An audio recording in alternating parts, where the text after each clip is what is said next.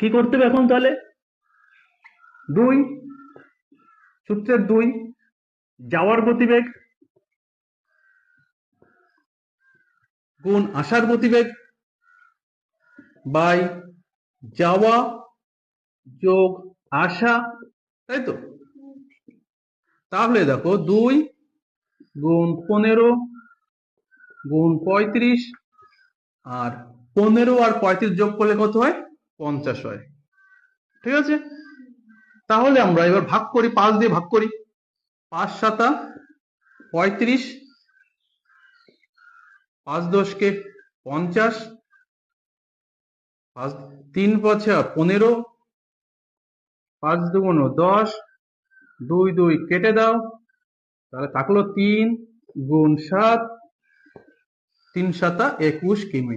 তাহলে আমাদের গড় গতি